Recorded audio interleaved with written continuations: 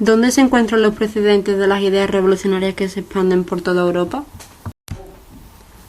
Después de leer el texto en la pantalla, podemos decir que Inglaterra es la gran influencia de todos los países que se sumarían después a esta gran revolución. Básicamente estuvo propiciada por una serie de revoluciones que sufrió. Se produjo una revolución agraria que tuvo como consecuencia el paso del campo a la ciudad. Contó con una revolución burguesa que favoreció el desarrollo de la gran producción, además del desarrollo de los medios de transporte que facilitaba el tránsito de mercancías. A todo esto ha de sumársele una revolución científica que mejoró notablemente el trabajo en las fábricas y el desarrollo de los medios de transporte.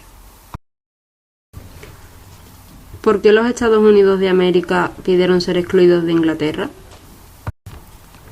Después de leer el texto podemos decir que Estados Unidos pone de manifiesto su intención de no pertenecer más al pueblo de la corona británica. Esto se debe a que Estados Unidos se encontraba entre las numerosas posesiones territoriales que disponía Inglaterra. En América los colonos se encontraban descontentos ya que contribuían con impuestos y eran totalmente marginados por los ingleses, por los que se iniciaron levantamientos como fue el Motín del Té. Tras esto elaboraron la Declaración de los Derechos del Pueblo y se independizaron en 1776. Sin embargo, no fue hasta 1783 cuando se les reconoce su independencia por Gran Bretaña mediante el Tratado de Versalles. ¿Qué estructura política dominaba el trono de Francia? Después de leer el texto podemos decir que la estructura política del trono francés era la misma que básicamente en toda Europa antes de su revolución, una monarquía absoluta. Como podemos observar en el texto, Luis XVI concentra en sí mismo el poder divino que Dios le ha otorgado y se cree dueño y señor de la soberanía del pueblo y de sus bienes. Además, su corona tiene carácter hereditario y vitalicio. También le quedan reservados al monarca los derechos sobre el gobierno y la justicia. Por lo que una de las medidas de la revolución que se generará en Francia posteriormente va a ser acabar con este régimen. ¿Qué consecuencias tuvo en Francia el descontento social con la monarquía?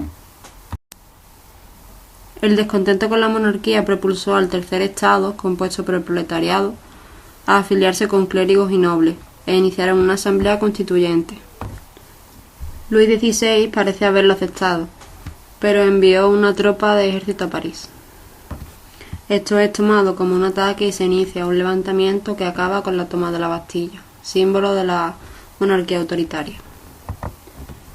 Esto provocó que la Asamblea Constituyente decretara la supresión de los derechos señoriales, los privilegios de la nobleza y del clero, una declaración de derechos del hombre y del ciudadano y la elaboración de una constitución con una monarquía constitucional que separaría los poderes y tendría un sufragio censitario. Entonces el rey es pillado intentando fugarse y el poder recae sobre los revolucionarios. ¿Quién fue Napoleón?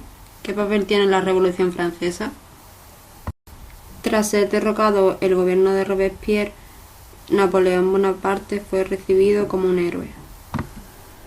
Pero sus únicas intenciones eran el control del país y establecer el poder en su persona, por lo que se declaró cónsul único y vitalicio. Su objetivo era crear un imperio en el que Francia tuviera una posición central. El momento de máxima expansión es en 1812, pero con el ataque de Rusia se hizo más difícil mantener las tropas en España. Y en 1813, gracias a una gran coalición europea, supuso su fin. Por lo que Napoleón abdicó y se restauran en el trono los Borbones y el absolutismo. Como podemos observar en las palabras del texto, él mismo se consideraba digno de haberlo conseguido. ¿De dónde surge la Santa Alianza? ¿Cuál era su misión? Como podemos observar en el texto, la Santa Alianza fue un acuerdo entre Rusia, Austria y Prusia. Tras la caída del imperio de Napoleón había que repartir su territorio entre las potencias vencedoras, por lo que se concertó el Congreso de Viena. El acuerdo entre Rusia, Austria y Prusia nace de este congreso. El fin de este pacto era suprimir los intentos revolucionarios mediante intervenciones armadas. Además, otro de sus objetivos era la restauración de la monarquía absoluta. ¿Qué clases sociales fueron las más destacadas de esta oleada revolucionaria? Como bien dice el texto que nos encontramos, la burguesía y el proletariado son los dos grandes enemigos de esta época, puesto que sus intereses son totalmente opuestos. Mientras la burguesía reivindica una explotación laboral con el propósito de alcanzar mayores beneficios, el proletariado está comenzando a mostrar su descontento con la burguesía dirigente por sus pésimas condiciones laborales y de vida en general. ¿Qué desenlace tiene el descontento de la masa obrera? Este texto tiene un carácter reivindicativo. Desde él se cita al proletariado a la lucha por los mismos derechos y condiciones que cualquier otro ser humano, independientemente de su renta o de su situación social. Los obreros habían sido sometidos a numerosos malos tratos laborales y unas condiciones de vida pésimas. Sin seguro médico, con infinitas jornadas laborales, sin convenios que regulasen el despido e incluso mediante el trabajo infantil de sus hijos.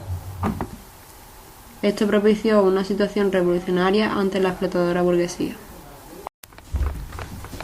¿Qué problemas reunía a Alemania para su unificación? ¿Cómo se solucionaron estos problemas? Este texto está marcado por el deseo general de un país fuerte y competitivo a nivel internacional. Alemania se encontraba dividida en 30 estados entre Austria y Prusia. El conflicto comienza con los deseos opuestos de ambas potencias. Prusia quería elaborar una pequeña Alemania y Austria una gran Alemania. Prusia se adelanta tomando el control de Zollverein, la aduana de los estados alemanes. Sin embargo, la superioridad militar prusiana encabezada por Otto von Bismarck dejó a Prusia sin oportunidades, por lo que se comenzó con la unificación de la actual Alemania. ¿Qué impedía a Italia conseguir su unificación? En este texto se expone la necesidad de Italia de formarse como un único país y no la anexión de territorios que constituían. La unificación italiana contó con inconvenientes como el rechazo por parte de la Iglesia a ceder sus territorios y el control de Austria en otros puntos territoriales de la geografía italiana. No obstante, con la ayuda de Napoleón III de Francia se consigue el control de los territorios antes dominados por Austria. Y más tarde se produce el reconocimiento por parte de la Santa Sede de Italia como Estado soberano.